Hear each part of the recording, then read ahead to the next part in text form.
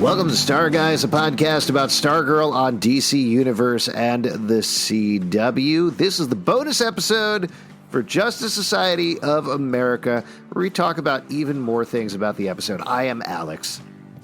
I'm Justin, and we have even more things about this episode. Even more! It's like 31 flavors plus. I'm Pete. Oh, hey, Pete. What of the 31 plus flavors, what's your favorite plus flavor? Ooh, wow, he's thinking. Disney Plus? Oh, yeah. That's the one that tastes like not enough content for adults. Yeah, that's the flavor that tastes like riding the Mandalorian for too long. You know what I'm talking about? Sort of like Baby Yoda is riding the Mandalorian for too long. Hey, man, they're doing a behind-the-scenes series on Frozen 2, which is what everybody's been asking for, so that's coming, so don't cancel your subscription quite yet. Oh, also Hamilton, I guess. God. People are... Hamilton's coming. That's exciting. I just can't wait for my kids to really enjoy the behind the scenes of Frozen 2. Their latest addiction. Daddy, yeah. What did Josh Gad do when he was in the recording booth? Yeah. That would, honestly, seeing that would be shattering and would ruin the whole experience to my personal detriment. Yeah. Okay, maybe don't do that then. Instead, let's talk about a couple of other things rolling off of this Justice Society of America episode. Now, the episodes are pretty much synced up at this point. If you watch it on DC Universe or CW, there might be a couple of seconds here and there that are different, but it's pretty much exactly the same length.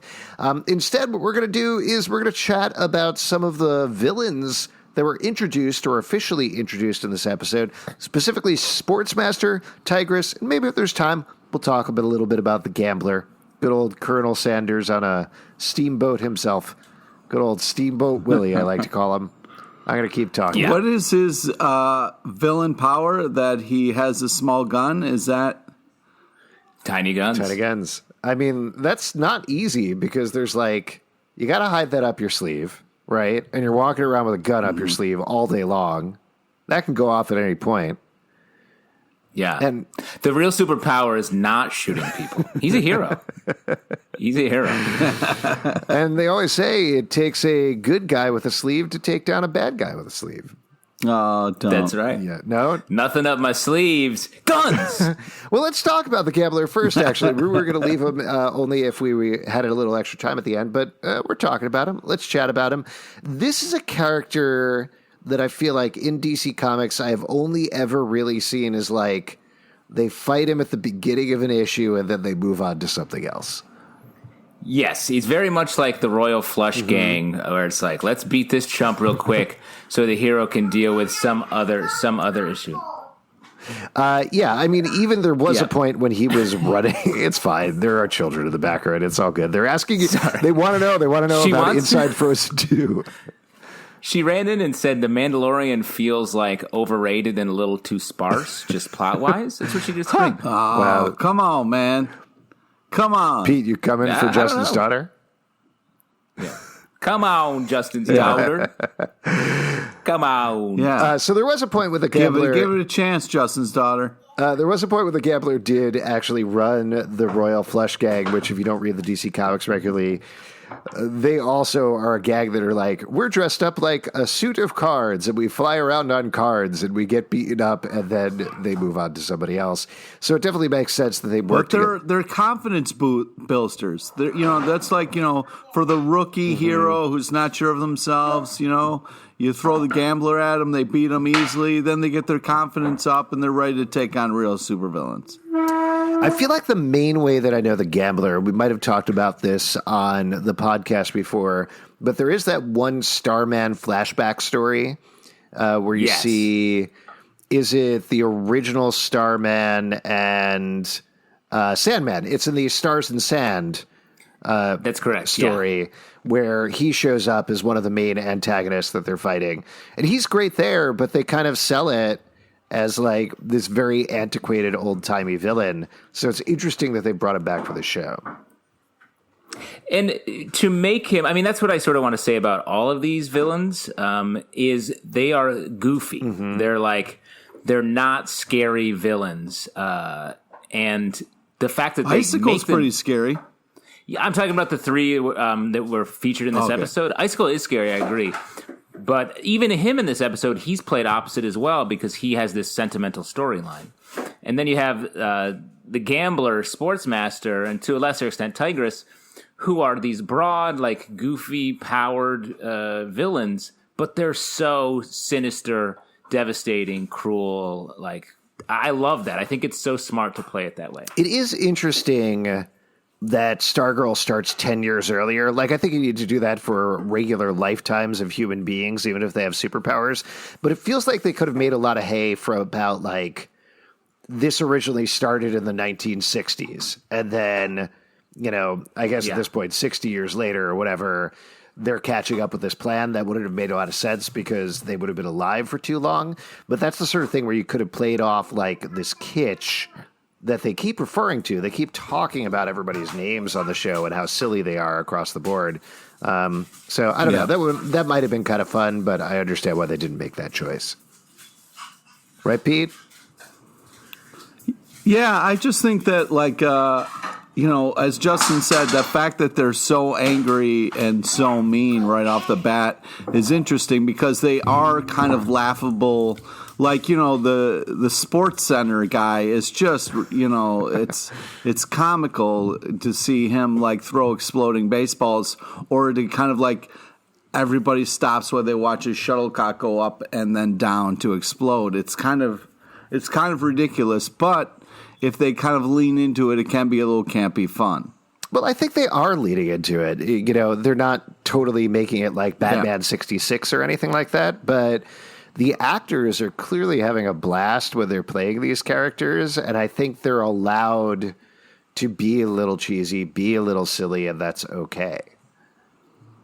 But let's, on that note, let's talk about Sportsmaster a little bit. This is another character that, again, I really don't think that I've read any comics with Sportsmaster in. He's somebody that I've always been aware of and conflated with NFL Super Pro, who's a Marvel Comics character, kind of in my mind of like, these are sports characters. And then it sort of stops it there.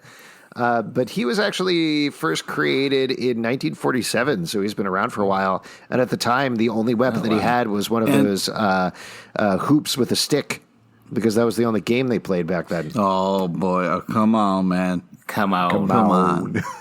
I do think that Peach Basket Man, they called him. I think that it's interesting that, like, I looked it up, the powers and all that of Sports Center, and it just literally says, like, good at sports. It's kind of ridiculous. Well, I think I do like that take of, like, he was a pro athlete, he got frustrated and turned to crime, but when you you push it a little bit more, it becomes a little ridiculous. There was one that feels very problematic looking back at it. There was this was pre-Zero Hour, so I guess he was like post-Crisis on Infinite Earths, but before they rebooted the continuity again, called Victor Gover.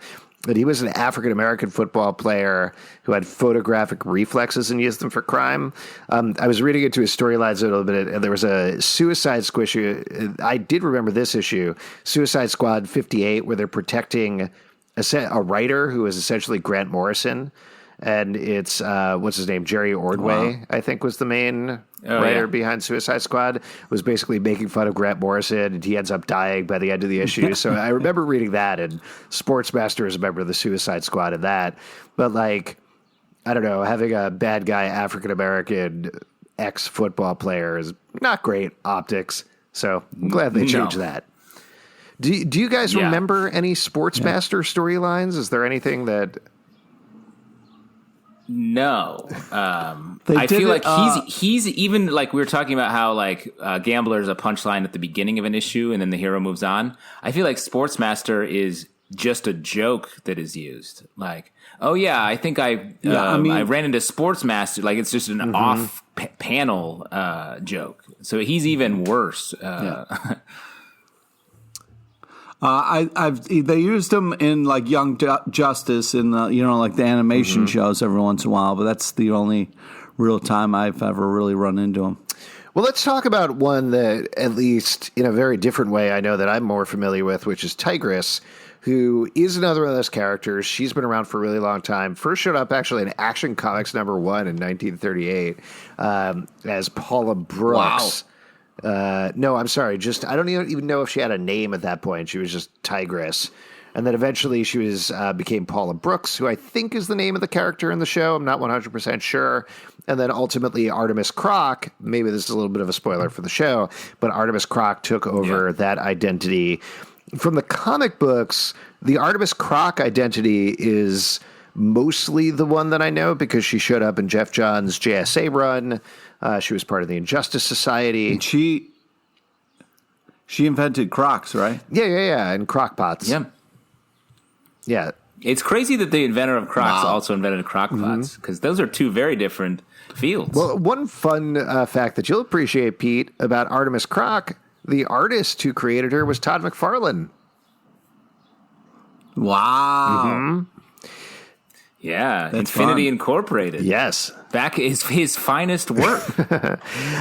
It's funny, though, that maybe this is hilariously funny, and you guys are going to lose your shit when I tell you this. The main way that I know Tigress is actually from Gotham, where there was a character called Tabitha Gallivan who was called Tigress, and she was basically called Tigress because she used a whip that everybody was like, oh, yeah, that's the whip that Catwoman eventually is going to get, and she's going to use a whip, which is what happened.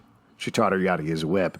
But that was a character that had basically nothing to do with Tigress, but was great. Like, Pete, you watched Gotham, right? Oh, yeah. You know, it's an audio podcast, right? You can talk on it instead of looking at me angrily through Skype. Just you watch the show. Also, the problem is I'm freezing a little bit, and there's a little delay. Okay. So as much as you're reading into my facial expressions or whatever, it's not as bad as it sounds. Right. So. Okay, sorry. You look like you're on the witness stand being accused of a major crime, and Alex is crushing the cross-examination. Oh shit! They know I watched Gotham. I'm cooked. Exactly. Don't say it. All right, I watched Gotham, you idiot. What do you want from me? I watched all 5 seasons. You can't handle the Gotham. I shipped Nigma and Penguin. So what of it? But Tabitha Gallivan on Gotham was actually pretty good. Like, she was in a relationship with Commissioner Gordon's ex-wife for a while. That was one of the best relationships on the show. She was super fun. But she didn't have the spot on her eye or anything like that. And she wasn't like she was kind of an expert martial artist, but mostly she was just a fiery, good fighter. And that was pretty much it. It's funny, I think, like, based on what we're talking about here, Sportsmaster is clearly well-defined by, like, I use sports equipment. And Gambler is like, I'm a gambler. But Tigress, I don't know what Tigress is. That's the weirdest part of it, because she's not a tiger. Right. Yeah, she's not part animal at all. She just has, like, really good reflexes and sharp nails is what it says in Wiki. Yeah. And maybe I was missing something, but, like, even the original Tigress who fought Zatara a lot just wore a striped shirt, and that was pretty much it. Like, again, she wasn't Cheetah. She wasn't an animal-themed character. It feels like such an obvious DC Comics reboot to be like, yeah, I'm the new Tigress, and I got tiger powers, and I live in the jungle. But they've never gone that way, which is kind of fascinating. Well, let me throw it out, maybe because there's literally a Marvel character called Tigress who is a tiger. Wait, she's Tigra. She's Tigra. Oh, Tigra. Yeah, that's very different. That's right. Very different. Yeah, wow, Justin, you're really slipping. Embarrassing. God, I should go to jail. I'm on the stand now. And, I do think that it's like a very first draft character from 1938 to be like, yeah, she's a real tigress, I'll tell you that. She fights Zatara, who's a magician. And this is a backup in a story about Superman, who's about to become very popular. Yes, absolutely. I think I'm excited to see what they do with her, though. I really like her on the show. I like these characters on the show. They're fun villains. It's going to be fun to see what they got going forward. All right. Go ahead, Pete. you just got to feel for the other parents whose kid wants to play football. You know, I mean, the coaches keep changing every 2 weeks. They keep offing all these coaches. They kill them. I know, that's what I'm saying. It's got to be frustrating being on this kid's team. You know, it's like, man, every time the coach, yells at this star quarterback, they end up disappearing. Oh, well. That's very true. It's not a good way of running a high school, and I think we can all agree on that. And we're going to take a stand as a podcast. I like that, Pete. On this podcast, talking about small town America, you seem to really be constantly falling on the side of the residents. You don't even agree with the heroes. You're like, yeah, these football players. What are they going to do? And the kids at the science fair need to be working with more chocolate. Yeah, let's talk about. Wait till we get the janitor episode. Before we wrap up here, actually, we should probably talk about the biggest villain in the episode, Mikey, who wasted all that candy making a volcano. Yeah. Oh, don't you say wasted. He used all of it. He ate everything. You want to talk about waste? Those kids are making. Do you think, be honest, Pete, do you think he ate the plastic tube in the middle of the volcano? Oh, yeah. No, he's going to use that to make another volcano. Classic goat person behavior. He is a goat person. Exactly. He's like Pac-Man for those fucking Skittles. He's like Pop-Tart Pac-Man. On that note, Pop-Tart Pac-Man. I think we could wrap up this episode of Star Guys. If you'd like to support us, patreon.com/Comic Book Club. Also, we do a live show every Tuesday at 7 p.m. to Crowdcast and YouTube. Come hang out. We'll chat with you about Stargirl. Star Guys Pod, socially on Twitter, Instagram, and Facebook, iTunes, Android, Spotify, Stitcher, or the app of your choice to subscribe and listen to the show. comicbookclublive.com for this podcast and many more. We'll see you next time on Star Guys.